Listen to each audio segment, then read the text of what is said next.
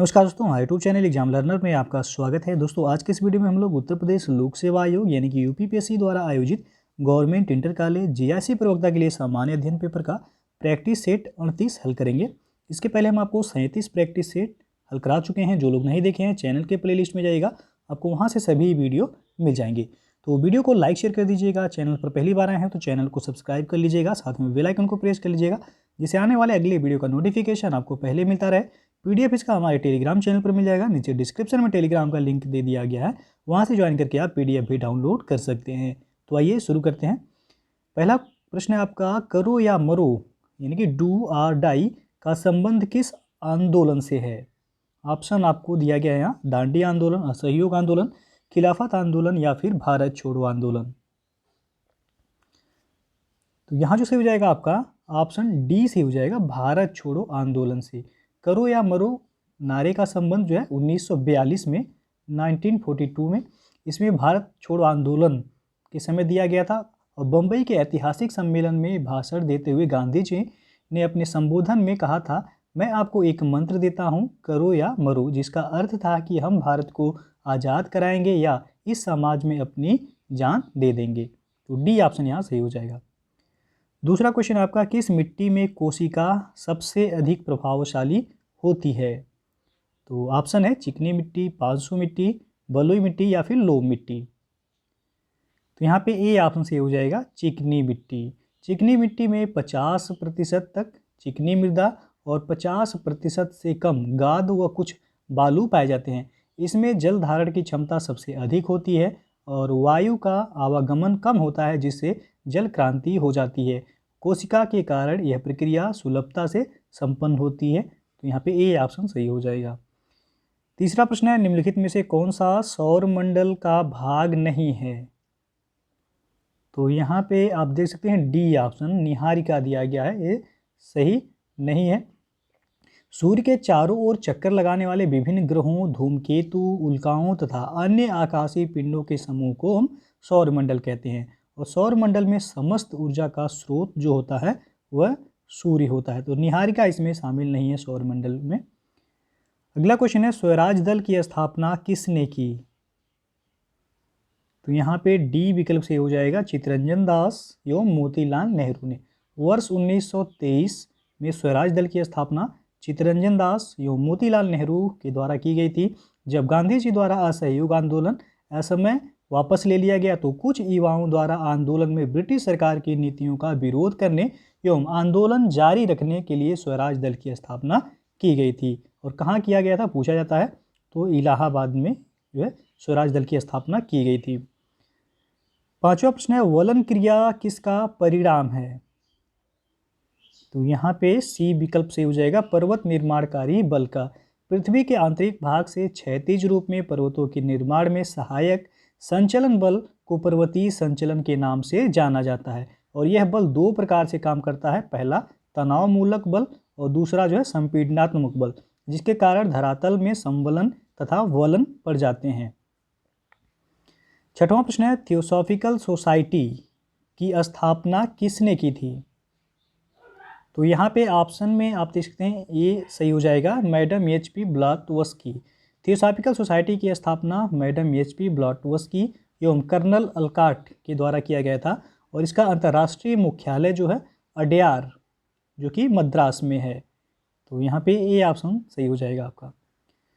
सातवां प्रश्न है, हिंद महासागर और लाल सागर को कौन जल संधि जोड़ती है।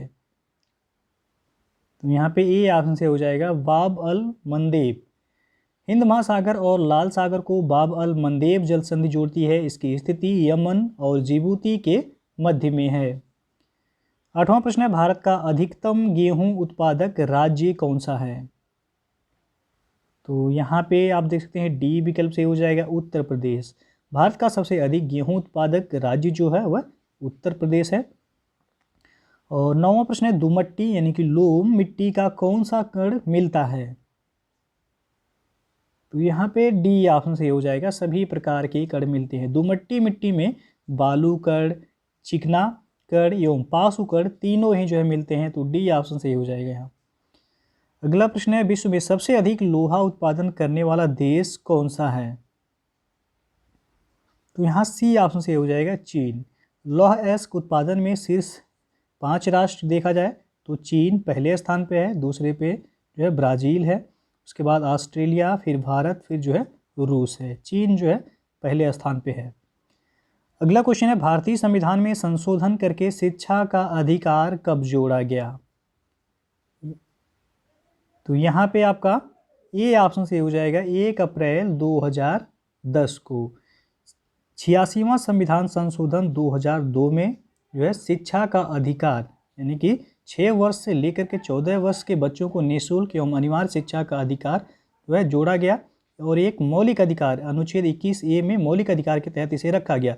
लेकिन RTE एक्ट 2009 जो आया उसमें 6 वर्ष से 14 वर्ष के बच्चों को जो है निःशुल्क एवं अनिवार्य शिक्षा का जो है अधिकार दिया गया RTE एक्ट 2009 के तहत, और यह लागू हुआ था 1 अप्रैल 2010 को।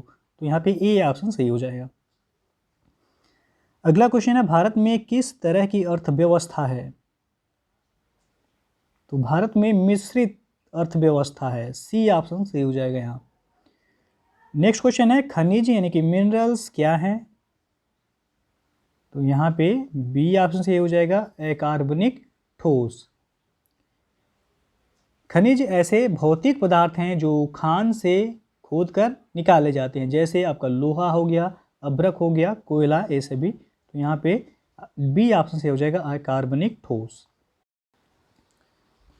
अगला जो क्वेश्चन है, पौधे जो नमक युक्त मिट्टी में उगते हैं को क्या कहते हैं?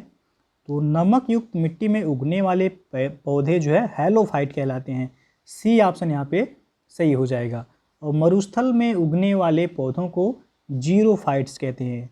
यदि पूछा जाए मरुस्थल में उगने वाले पौधों को क्या कहते हैं, तो जीरोफाइट कहलाते हैं। और जल में उगने वाले पौधे या तैरने वाले पौधों को जलोदभिद या फिर जो है हाइड्रोफाइट कहते हैं। अगला क्वेश्चन है, 2G स्पेक्ट्रम में अक्षर G किस शब्द के लिए प्रयुक्त है? तो यह जनरेशन के लिए जो है प्रयुक्त है, सी ऑप्शन से हो जाएगा। 2G यानी कि सेकेंड जनरेशन, 3G यानी कि थर्ड जनरेशन, 4G यानी कि फोर्थ जनरेशन, 5G यानी कि फिफ्थ जनरेशन। तो G का अर्थ होता है जनरेशन से यहाँ। अगला क्वेश्चन है, पर्यावरण यानी कि इन्वायरमेंट किससे बनता है? तो यहाँ डी ऑप्शन से हो जाएगा, उपर्युक्त सभी से। पर्यावरण एक अविभाज्य समष्टि है तथा भौतिक, जैविक एवं सांस्कृतिक तत्वों वाले पर्यावरणीय क्रियाशील तंत्रों से इनकी रचना होती है। भौतिक तत्व में आपका स्थान, स्थल रूप, जलीय भाग, जलवायु, मृदा, शैल तथा मानव व सांस्कृतिक तत्व में आर्थिक, सामाजिक एवं राजनैतिक आदि आते हैं। तो यहाँ पे डी ऑप्शन से हो जाएगा, उपर्युक्त सभी। और अगला क्वेश्चन है, प्रकाश संश्लेषण यानी कि फोटोसिंथेसिस होता है? तो यह क्लोरोप्लास्ट में, सी ऑप्शन से हो जाएगा यहाँ पे। प्रकाश संश्लेषण की क्रिया में हरे पौधे सूर्य के प्रकाश को विकिरण ऊर्जा के रूप में प्राप्त करते हैं तथा पर्णहरिम यानी कि क्लोरोफिल की उपस्थिति में कार्बन डाइऑक्साइड एवं H2O द्वारा भोजन जो है कार्बोहाइड्रेट का निर्माण करते हैं। ये क्लोरोप्लास्ट से ही जो है संपन्न होता है। तो सी ऑप्शन यहाँ पे सही हो जाएगा यहाँ पे। अगला क्वेश्चन है, कुंवर सिंह राजा थे कहाँ के? तो सी ऑप्शन सही हो जाएगा यहाँ पे, जगदीशपुर के। कुंवर सिंह जो है ये 1857 की क्रांति के एक महत्वपूर्ण क्रांतिकारी नेता थे। वे बिहार राज्य में जगदीशपुर रियासत से संबंधित थे। उन्होंने अपनी रियासत के राजस्व प्रबंध के मुद्दे पर अंग्रेजों के विरुद्ध युद्ध किया और विद्रोहियों का नेतृत्व प्रदान किया। प्रश्न पूछा जाता है कि कुंवर सिंह ने कहाँ से जो है 1857 की क्रांति में नेतृत्व किया था? तो उन्होंने जगदीशपुर से ही नेतृत्व किया था। 19वां प्रश्न है, डूरंड कप किस खेल से संबंधित है? तो यह फुटबॉल से संबंधित है, ए ऑप्शन सही हो जाएगा। और एक प्रश्न पूछा था डूरंड रेखा के बारे में। तो डूरंड रेखा यह वर्तमान में पाकिस्तान और अफ़गानिस्तान को जो है अलग करती है, लेकिन जब पाकिस्तान भारत से अलग नहीं हुआ था तब यह भारत और अफ़गानिस्तान को अलग करता था डूरंड रेखा। लेकिन अब जो है यह पाकिस्तान और अफ़गानिस्तान के बीच सीमा रेखा का निर्धारण करता है डूरंड रेखा। दोनों याद रखिएगा, डूरंड कप फुटबॉल से संबंधित है, डूरंड रेखा वह अफ़गानिस्तान व पाकिस्तान के बीच है। 20वां प्रश्न है, भारतवर्ष में सर्वप्रथम दूरभाष का प्रादुर्भाव किस वर्ष हुआ? तो यहाँ जो सही हो जाएगा आपका डी ऑप्शन से हो जाएगा 1881-82 में। और 21वां क्वेश्चन है, निम्नलिखित में से कौन सा शहर किसी देश की राजधानी नहीं है? तो 4 ऑप्शन है, कैनबरा, सिडनी, वेलिंगटन और रियाद। तो आपको बताना है कौन सा ऑप्शन सही हो जाएगा यहाँ पे। तो यहाँ बी ऑप्शन आप देख सकते हैं, सिडनी दिया गया। सिडनी शहर ऑस्ट्रेलिया के न्यू साउथ वेल्स प्रांत में स्थित है। ऑस्ट्रेलिया की राजधानी जो है वह कैनबेरा है और न्यूजीलैंड की राजधानी वेलिंगटन है। रियाद ये आपका सऊदी अरब की राजधानी है। सिडनी जो है यह ऑस्ट्रेलिया का एक शहर है, राजधानी नहीं है। 22वां क्वेश्चन है, कौन सा दिन डायबिटीज दिवस के रूप में मनाया जाता है? तो ऑप्शन है 14 फरवरी, 14 मई, 14 सितंबर या फिर 14 नवंबर को।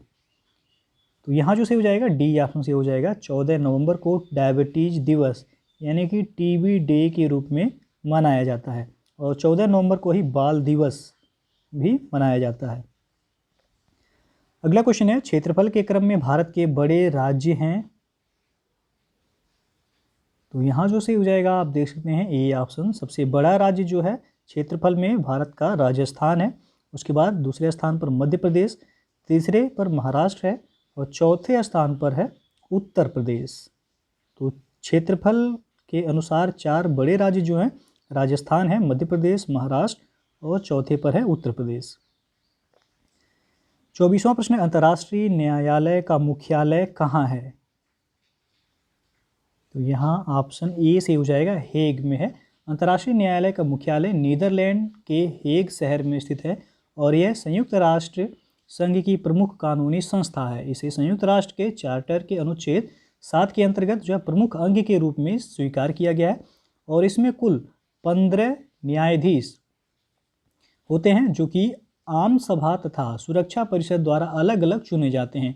इनका कार्यकाल जो होता है वह 9 वर्ष के लिए होता है और 15 न्यायाधीशों में से 5 न्यायाधीश जो है ये सुरक्षा परिषद के अस्थायी सदस्यों के देशों के होते हैं। 25वां क्वेश्चन है, 1857 के विद्रोह के बाद ब्रिटिश सरकार ने सिपाहियों का इन प्रांतों से चयन किया? तो गोरखा, सिख एवं पंजाबी उत्तर प्रांत से। सी ऑप्शन यहाँ पे सही हो जाएगा। 1857 ईस्वी के विद्रोह के बाद ब्रिटिश सरकार द्वारा सेना के पुनर्गठन के लिए पील कमीशन बनाया गया और पील कमीशन की रिपोर्ट के आधार पर सेना में भारतीय सैनिकों की तुलना में ब्रिटिश का अनुपात जो है बढ़ा दिया गया और सैनिक की भर्ती हेतु एक रॉयल कमीशन गठित तथा बड़ी कुटिलता से फूट डालो और राज्य करो की नीति का अनुसरण भी किया गया। इस नीति के तहत सेना ने गोरखा, सिख तथा पंजाबी उत्तर प्रांतों से भर्ती करना प्रारंभ किया, क्योंकि जो है ब्रिटिश सेना अब जो है जहां उनकी संख्या पहले 100 थी जो है अब बढ़ाकर 200 कर दिया गया, वहीं भारतीय सेना की संख्या को जो है कम कर दिया गया, यानी कि दूना का अंतर कर दिया गया। यानी कि भारतीय सेना की संख्या यदि 100 है तो ब्रिटिश सेना की संख्या 200 कर दी गई। अगला क्वेश्चन है, अशोक के ब्राह्मी अभिलेखों को सर्वप्रथम किसने पढ़ा था? तो जेम्स प्रिंसेप ने। ए ऑप्शन सी हो जाएगा यहाँ पे। 1750 ईस्वी में टी फ्रेंथलर ने सबसे पहले दिल्ली में अशोक के स्तंभ का पता लगाया, किंतु अशोक के अभिलेखों को सर्वप्रथम जेम्स प्रिंसेप ने 1837 ईस्वी में पढ़ा था। 27वां क्वेश्चन है, एतमादुद्दौला का मकबरा आगरा में किसने बनवाया था?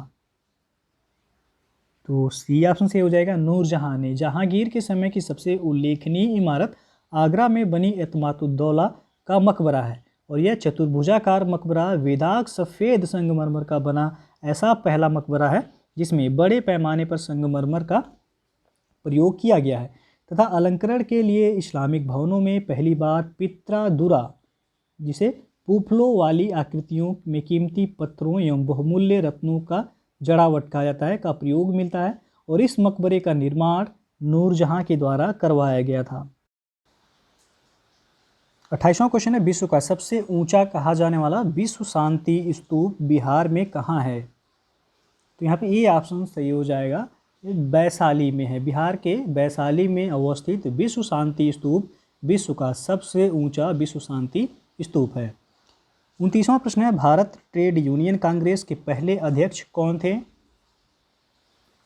तो यहाँ सी ऑप्शन सही हो जाएगा, लाला लाजपत राय।